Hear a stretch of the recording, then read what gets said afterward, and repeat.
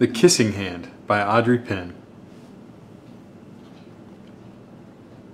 Chester Raccoon stood at the edge of the forest and cried. "I don't want to go to school," he told his mother. "I want to stay home with you.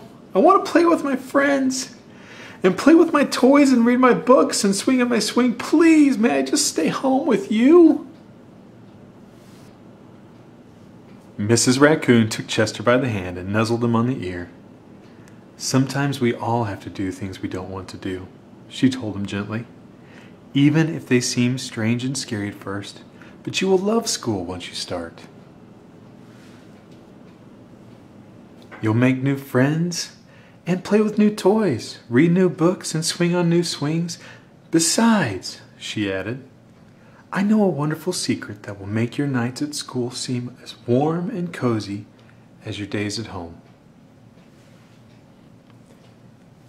Chester wiped away his tears and looked interested. "A secret? What kind of secret?" "A very old secret," said Mrs. Raccoon. "I learned it from my mother, and she learned it from hers.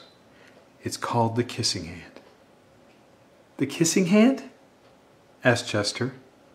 "What's that?" "I'll show you."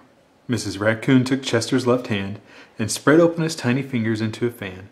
Leaning forward, she kissed Chester right in the middle of his palm. Chester felt his mother's kiss rush from his hand up his arm and into his heart. Even his silky black mask tingled with a special warmth. Mrs. Raccoon smiled. "Now," she told Chester, "whenever you feel lonely and need a little love from home, just press your hand to your cheek and think, 'Mommy loves you. Mommy loves you.' And that very kiss will jump to your face and fill you with toasty, warm thoughts." She took Chester's hand and carefully wrapped his fingers around the kiss. "Now do be careful not to lose it," she teased him. "But don't worry. When you open your hand and wash your food, I promise the kiss will stick." Chester loved his kissing hand. Now he knew his mother's love would go with him wherever he went, even to school.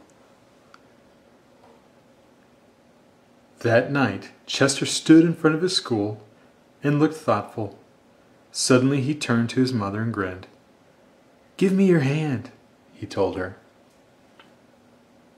Chester took his mother's hand in his own and unfolded her large, familiar fingers into a fan.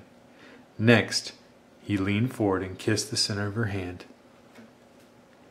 "Now you have a kissing hand too," he told her. And with a gentle "Goodbye" and "I love you," Chester turned and danced away. Mrs. Raccoon watched Chester scamper across the tree limb and enter school. And as the hoot owl rang in the new school year, she pressed her left hand to her cheek and smiled. The warmth of Chester's kiss filled her heart with special words. "Chester loves you," it sang. "Chester loves you."